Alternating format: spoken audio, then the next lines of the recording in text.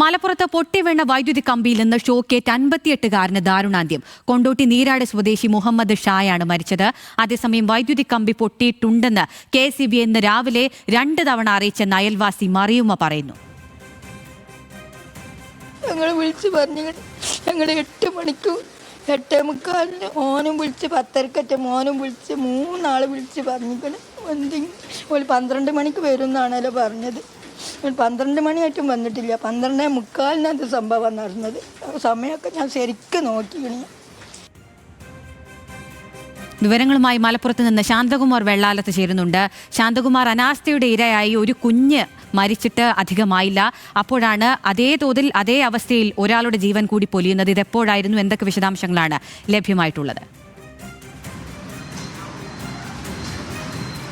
അഖില, ഇന്ന് ഉച്ചയ്ക്ക് 12 കൂടിയാണ് ഈ അപകടം ഉണ്ടാകുന്നത്. അതായത് ഈ മുഹമ്മദ് ഷായുടെ വീടിന് പുറകിലുള്ള അവരുടെ വളപ്പിൽ തന്നെ കടന്നു പോകുന്നതാണ് ഈ വൈദ്യുത ലൈന്. തൊട്ട അയൽവാസി മറിയുമ്മയുടെ വീട്ടിലേക്കാണ് ഈ വൈദ്യുത ലൈൻ പോവുകയും ചെയ്യുന്നത്. അവരുടെ വീട്ടിൽ ഇന്നലെ രാത്രി 9 മണി തന്നെ വൈദ്യുതിയില്ല. ഇക്കാര്യങ്ങൾ KSEB അറിയിച്ചിരുന്നു. ഇന്ന് രാവിലെ നോക്കുമ്പോഴാണ് KSE ഇലക്ട്രിക് പോസ്റ്റിന് മുകളിൽ ഒരു മരക്കമ്പ് പൊട്ടി വീണ് വൈദ്യുത ലൈൻ പൊട്ടിയ കാര്യം മറിയുമ്മ അറിയുന്നത്. അത് ഉടനെ തന്നെ KSEB അധികൃതരെ അറിയിച്ചു. അതായത് രാവിലെ 8 മണിക്ക് തന്നെ ഇക്കാര്യങ്ങളെല്ലാം KSEB അറിയിച്ചതാണ്.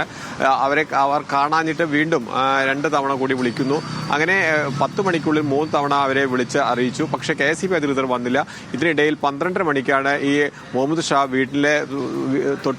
വീട്ടിനോട് ചേർന്നുള്ള വളപ്പിൽ തെങ്ങിന് തടമെടുക്കാൻ വേണ്ടി വരുന്നത്. അപ്പോഴാണ് ഈ ഷോക്കേൽക്കുകയും അപകടം സംഭവിക്കുന്നത്. ഈ ഷോക്കേറ്റ് തെറിച്ചു വീഴുന്നത് ഈ മറിയുമ്മ കാണുന്നുണ്ടായിരുന്നു. അവർ ഉടനെ തന്നെ വീട്ടുകാരെ അറിയിക്കുകയും ഉടനെ വന്ന് അവരെ ആശുപത്രിയിൽ എത്തിക്കാൻ ശ്രമിക്കുകയും ചെയ്തു. പക്ഷേ ആശുപത്രിയിൽ എത്തും മുമ്പ് തന്നെ മരണം സംഭവിച്ചിരുന്നു.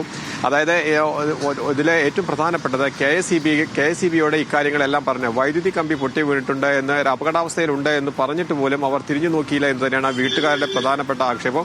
ആ KSEBയുടെ അല്ലെങ്കിൽ ആ ജീവനക്കാരുടെ ഒരു അനാസ്ഥ തന്നെയാണ് ഇന്നൊരു മരണത്തിന് കാരണവുമായിട്ടുള്ളത്.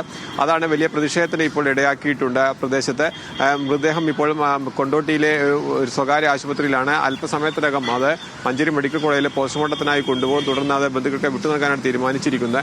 എന്തായാലും KSEBയുടെ അനാസ്ഥ കാരണം, ഉദ്യോഗസ്ഥരുടെ അനാസ്ഥ കാരണം ഒരു ജീവൻ കൂടി ഇന്ന് പൊലിഞ്ഞിരിക്കുകയാണ്. ആകില, മലപ്പുറത്ത് പൊട്ടിവീണ വൈദ്യുതി കമ്പിയിൽ നിന്ന് ഷോക്കേറ്റാണ് 58-കാരന് ദാരുണാന്ത്യം സംഭവിച്ചിട്ടുള്ളത്. ശാന്തകുമാർ വെള്ളാലത്താണ് വിവരങ്ങൾ നൽകിയത്.